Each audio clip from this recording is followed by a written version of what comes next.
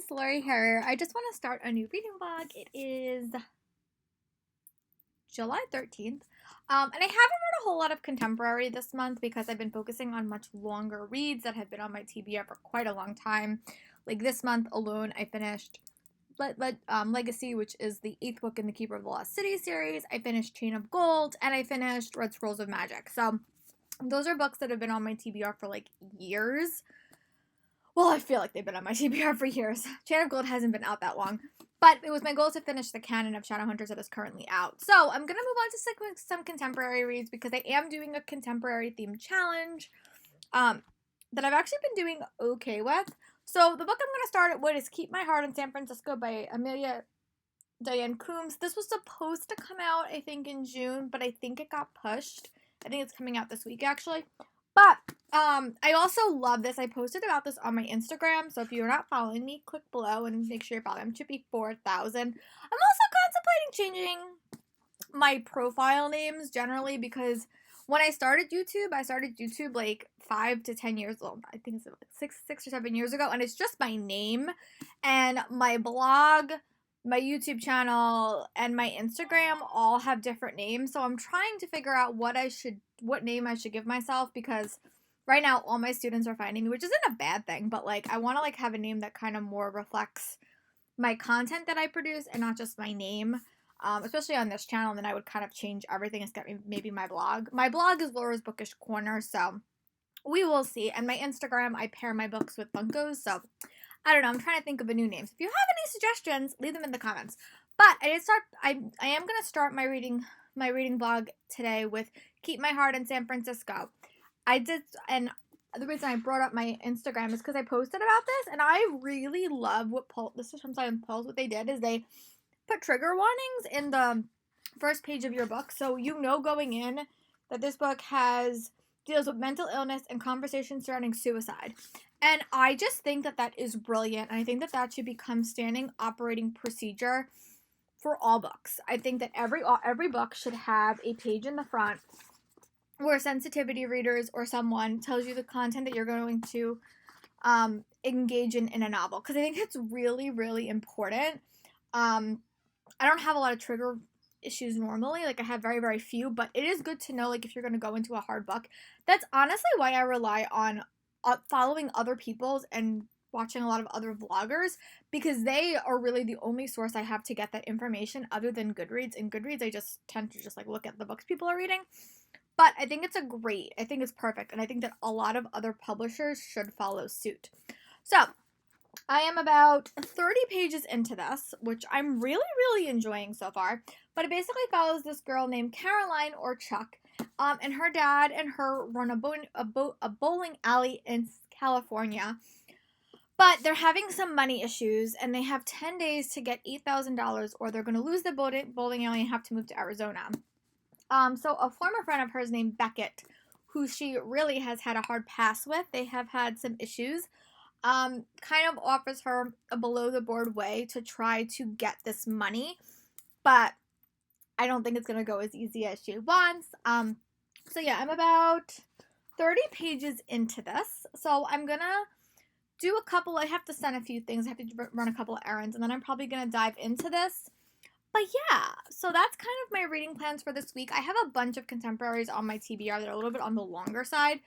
So yeah, that's kind of my thoughts. And I'll be back with you when I read a little bit more of Keep My Heart in San Francisco.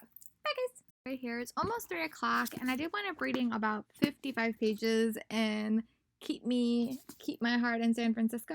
I'm really, really liking it. It definitely does. I will definitely say that, like, definitely be aware that it does deal with mental illness and bipolar issue. It does say it in the trigger warning, but it does definitely deal with that a lot in Amelia's character. Her mother had some issues, and they're very fearful it's going to kind of translate to her. But she's also making some potentially not the best decisions, I'll say, to save her family business. So that's kind of something to know going in, but I do like how she's kind of talking through everything. Her point of view reminds me a lot of, I can't remember his name, but the male character in Verona Comics is like another character that was dealing a lot with mental health issues. But I really do like it. I like she also has some internet friends that she's talking to, and she has other passions like fashion, and she wants to apply to FIT. She has an aunt that's there. So it's like it's a very, very fleshed out group, and she has like online friends that are also a source of comfort for her. I really am excited to see how Beckett and hers relationship develops, and we're getting some cryptic clues about what happened in the past that kind of led to their not talking anymore. So I did wind up working out with my dad. I did wind up going for a bike ride. So I think I'm going to play a little bit of Animal Crossing. I really hope to fund my level advantage today, or fund my level today. If not, I'll probably fund it throughout this week. But I'm going to go play for a little bit, listen to a little bit of my true crime podcasts, and I'll check back in when I go back to reading Keep My Heart in San Francisco. Bye, guys. Right here, just checking back in. I did wind up reading up to page 87, so I'm on day 8. I also love books that have like a countdown element. I just think it's fun. I love books that have a deadline. I love contemporary books where there's like a saving element included, like saving a bowling alley or saving a bookshop. I just like those. I like books that have like a summer job. I like books that have a flash to the past friendship that have been having some difficulties. The one thing I do like about this book is that it shows. Sorry, I said her name wrong before. Her name is Chuck in this book. I said her name was Amelia. That's the author. But I do like that you kind of see Chuck dealing with a lot of these emotional issues, like, you know, bipolar depression and stuff like that. And then you see kind of Beckett, who's also not in like a perfect home life situation. And even Chuck says it in one line, like he can just let like the sadness like disappear. And I think that that's like a nice balance between these two characters. To see yourself, well, some kids can do it this way and some kids can. And I think it's a nice dichotomy between them to like show those two.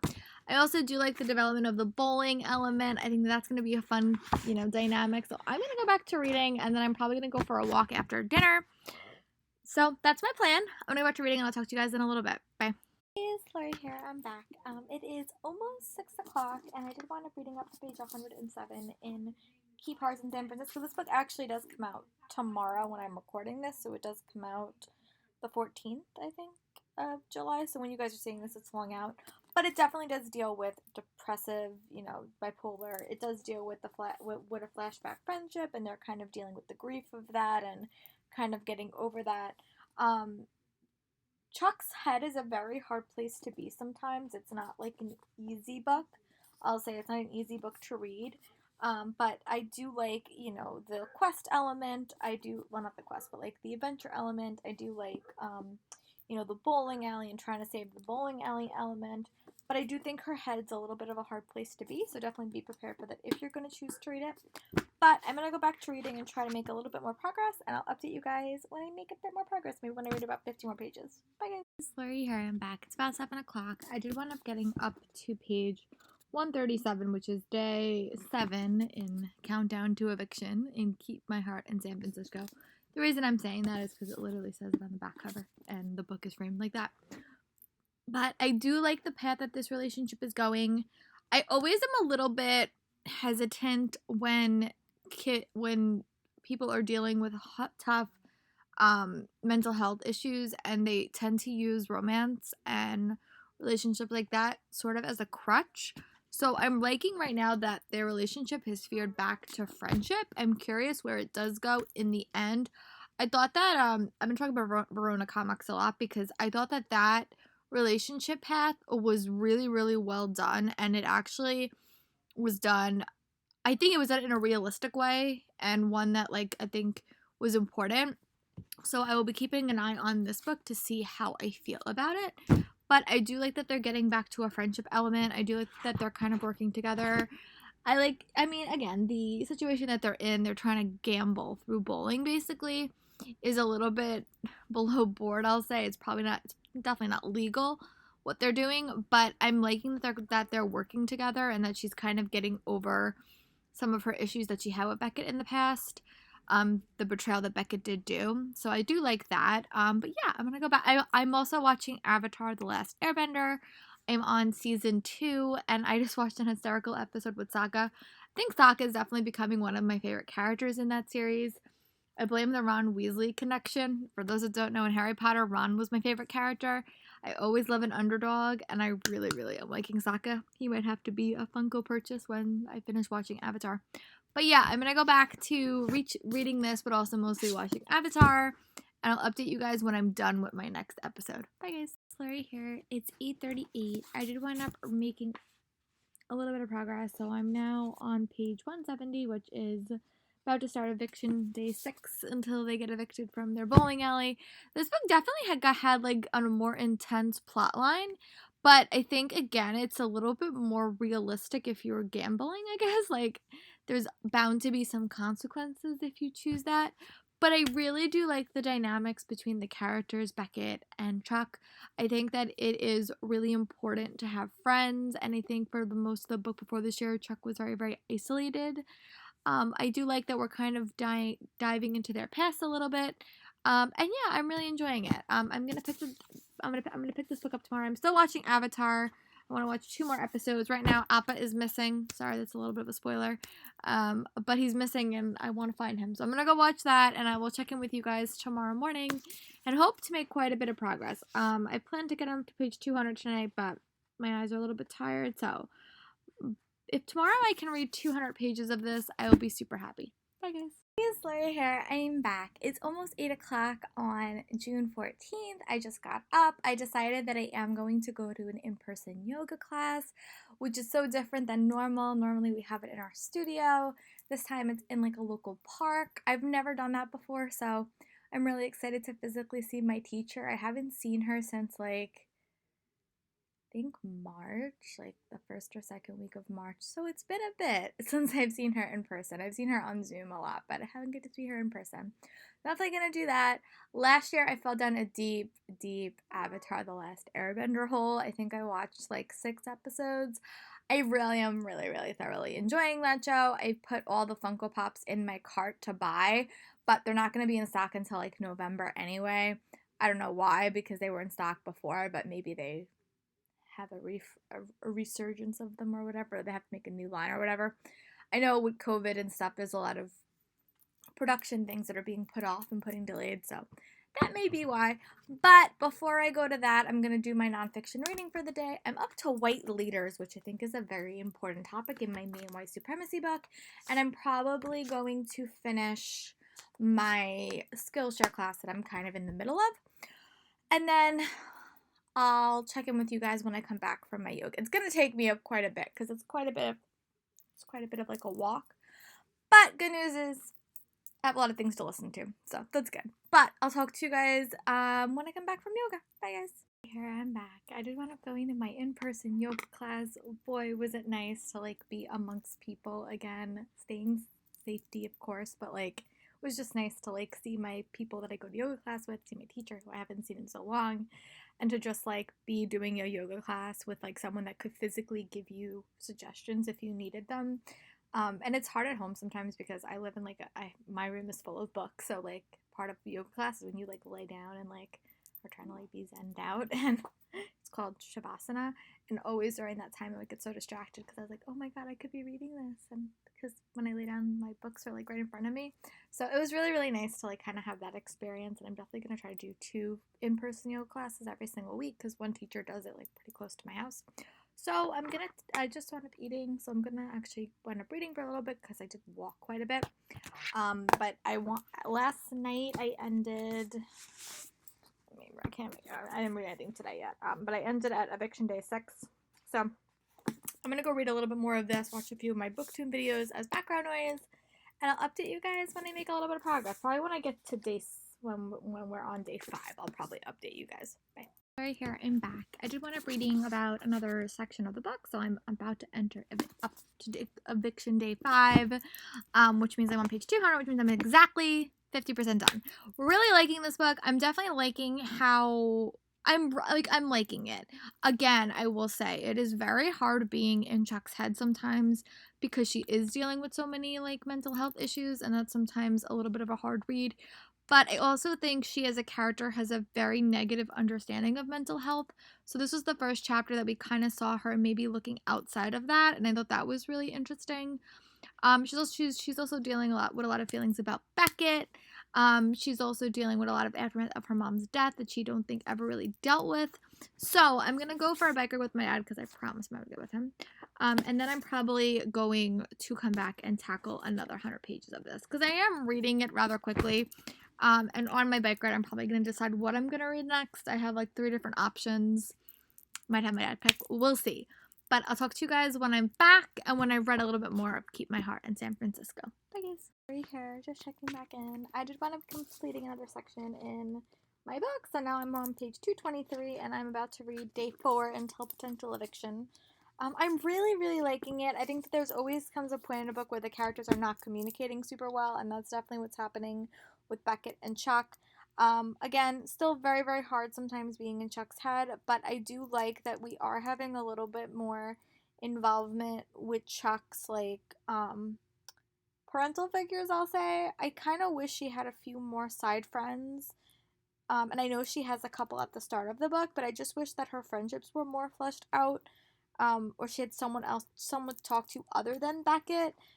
Because that's when books like this tend to get a little bit, like, codependent, and I always have mixed feelings about those relationships.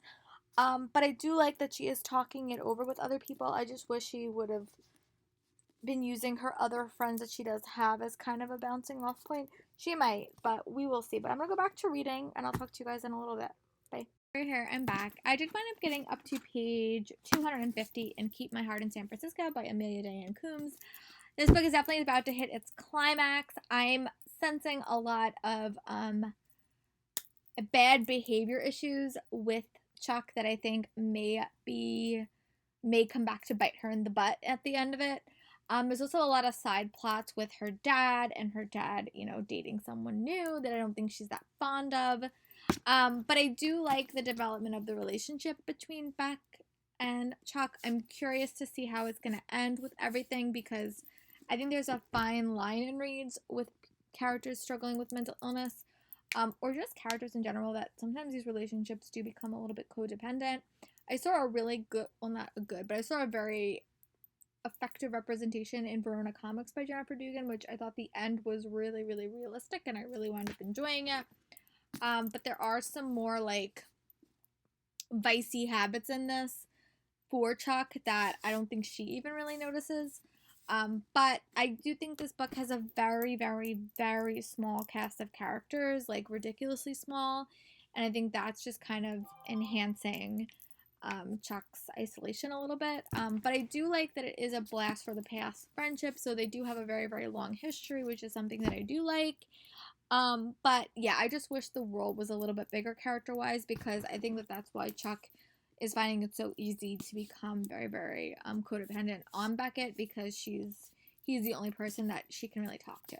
So I'm gonna go back to reading. I'll update you guys when I get to page 300, which will probably be when I'm only have 100 pages left. So talk to you guys in a bit.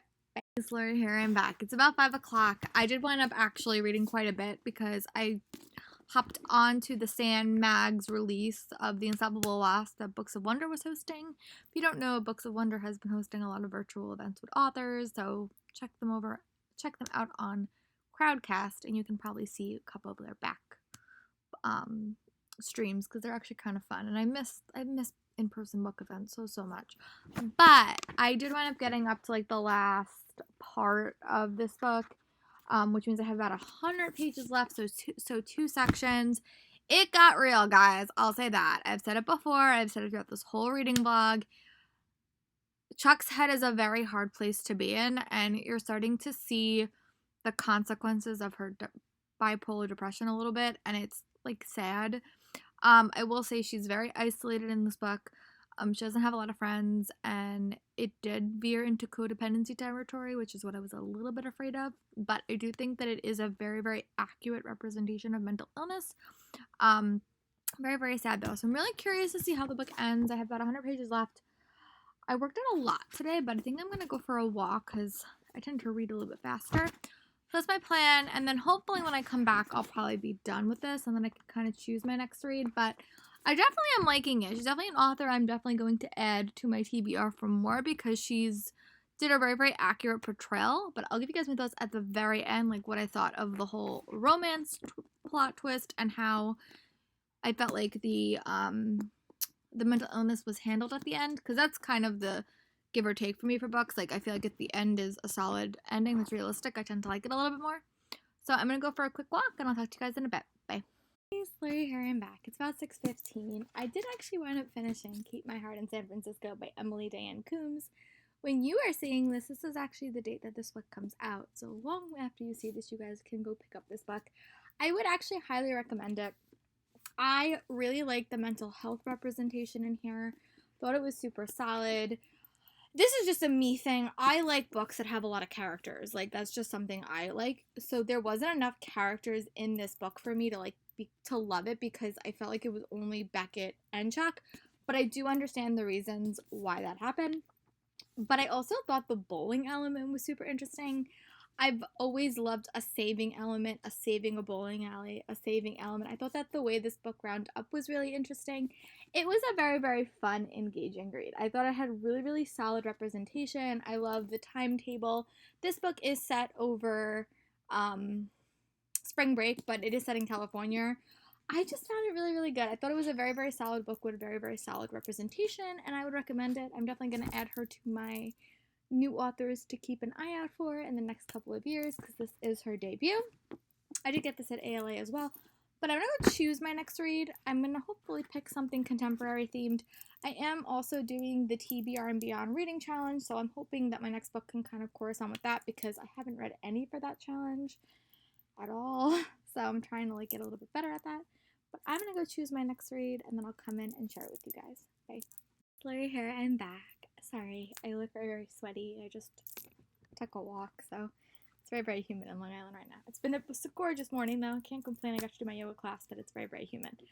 But I do want to say that I did wind up choosing my next read, and this is Above All Else from Diana Allison Levy in Charlesburg Teen. I picked this up at ALA. So this is like, I'm just going to read you guys the tagline because it just sounds really, really cool. Into the thin air meets the sun is also a star in the tale of two friends tested in every way by their attempts to climb Mount Everest. That sounds like so cool. I love like survival stories, and I love books about like an adventure. So, and I really love books about friendship. The sun is also a star tag may mean that they do wind up falling for each other in the end of it, but I'm still so excited to dive into this. So what I'm going to do is I'm going to watch the rest of my YouTube videos, because there are a bit, and then hopefully by like 8 o'clock I can dive in and watch a TV show. That's kind of my plan of attack. I hope that could happen. But I am going to start Above All Else with reading as background noise and see how far I can get. But yeah, this is one that I did pick up at ALA, and it sounds really, really cool, so hope I like it.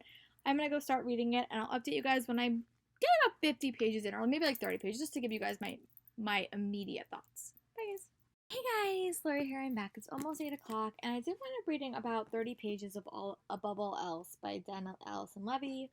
Guys, this book is really interesting. Basically, it follows these two characters. It follows Rose and Tate.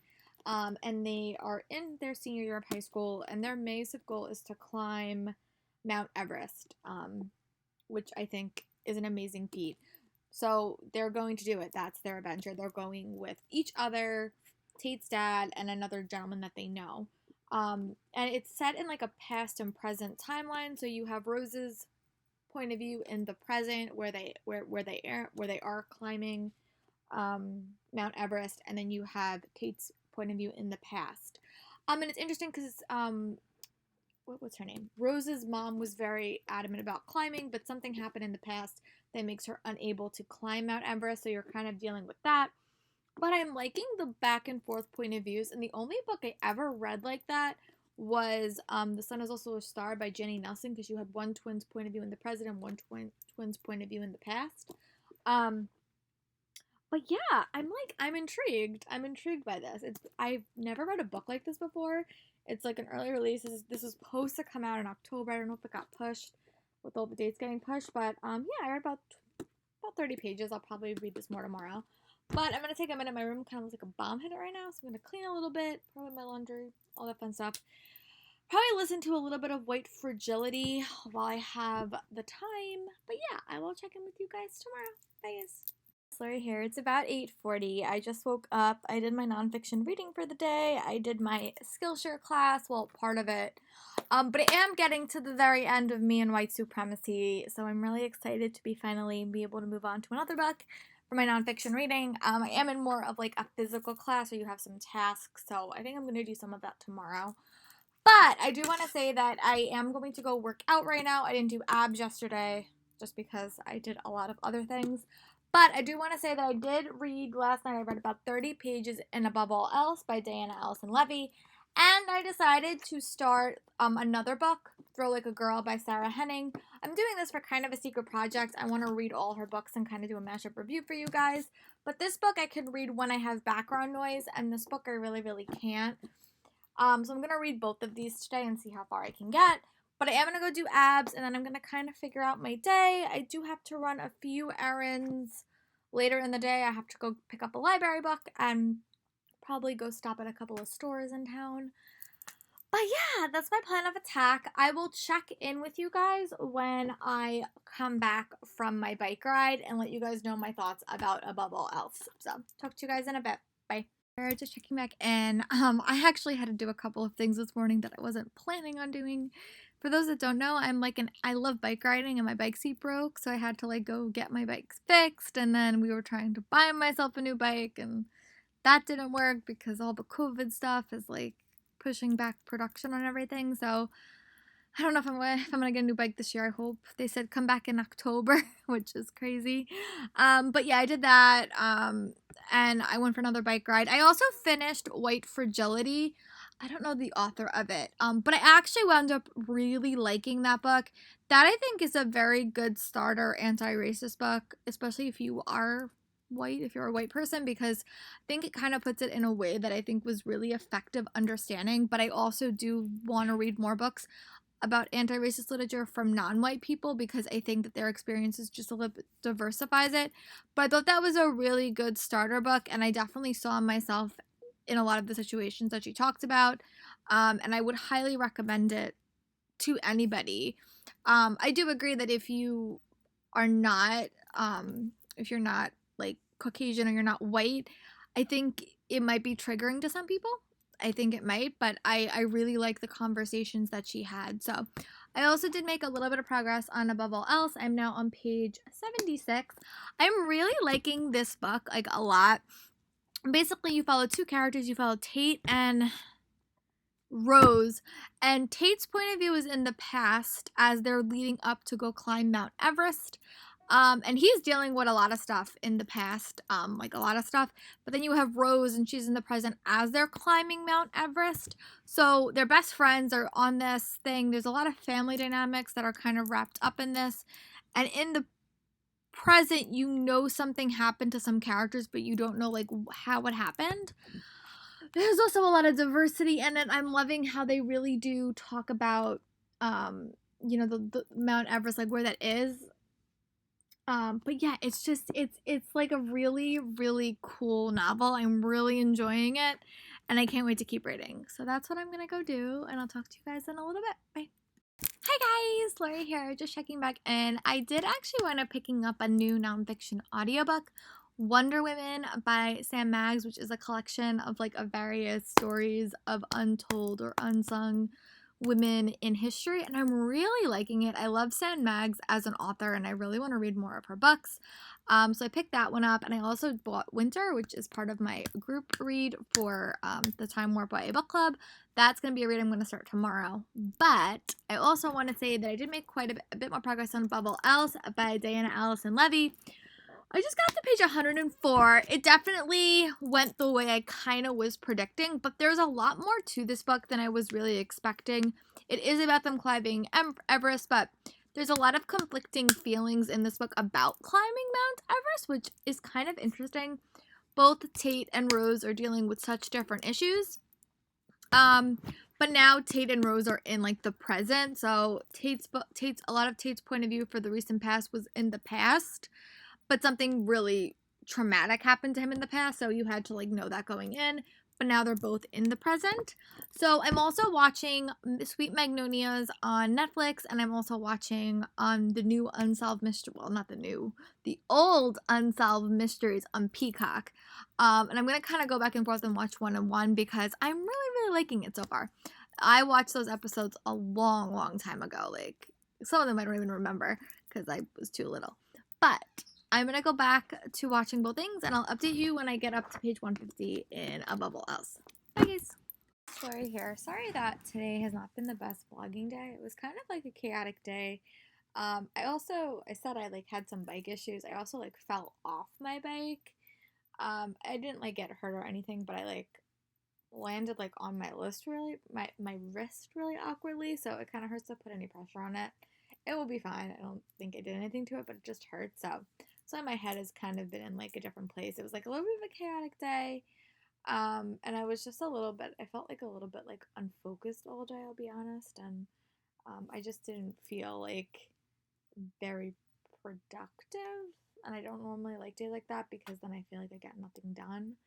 And I really just was watching Unsolved Mysteries all day. And I know that that's like a bad hole to fall down because there's like 24 seasons of Unsolved Mysteries.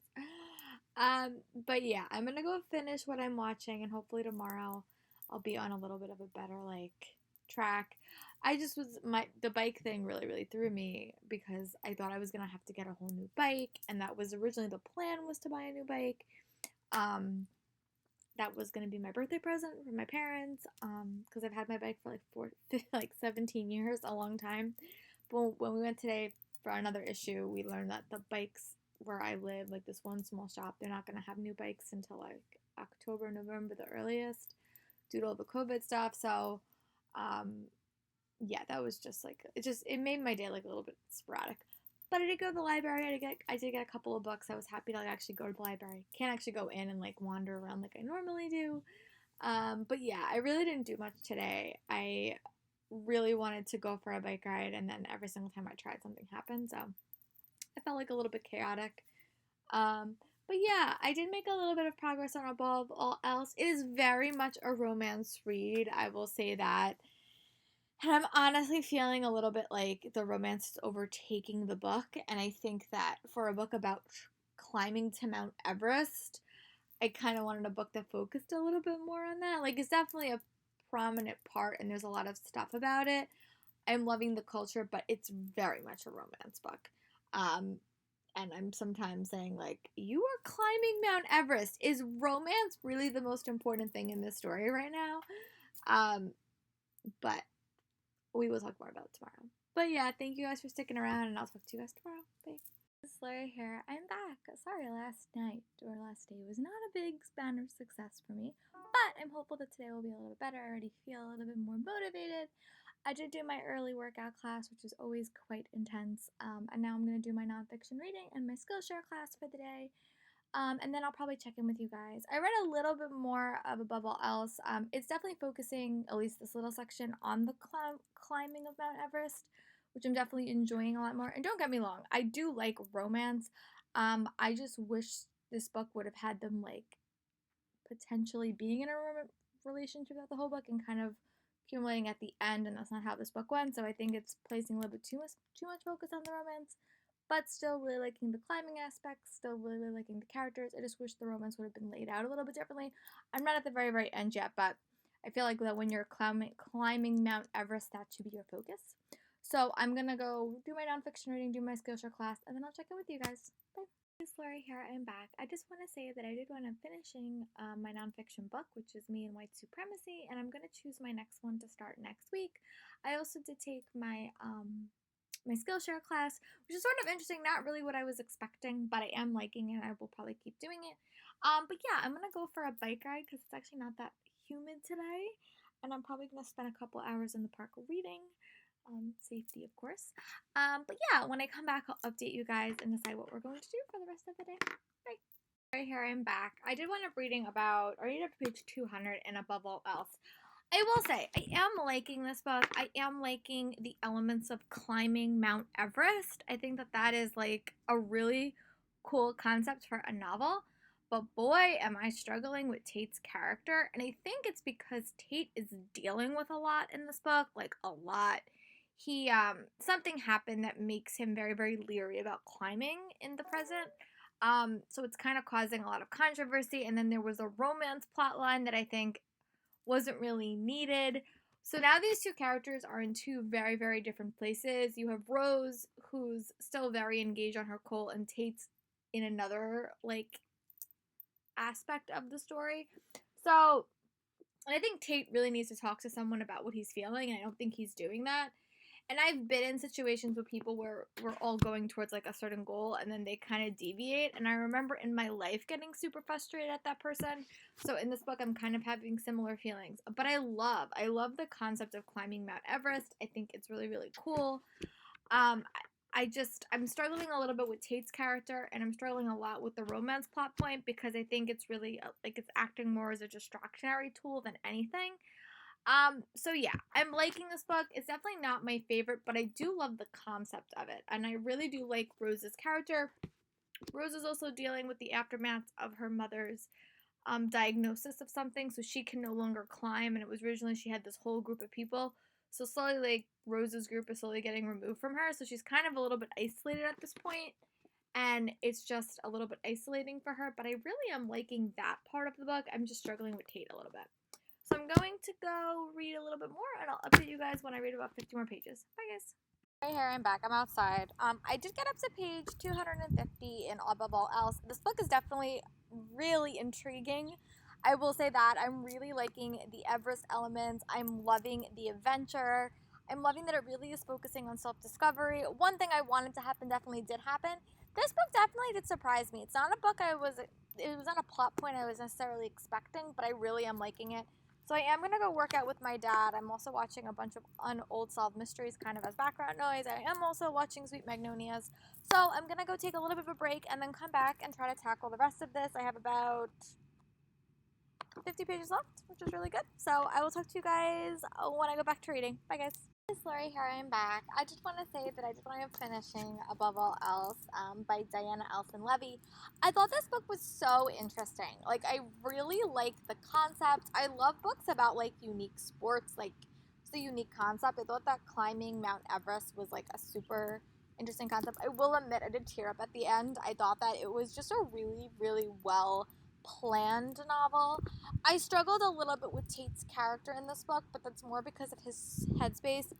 Earlier in this vlog, I read I'll Leave Your Heart in San Francisco, and again, I would say both these books do deal with a lot of anxiety and depression, like not OCD, but like post-traumatic depression. So,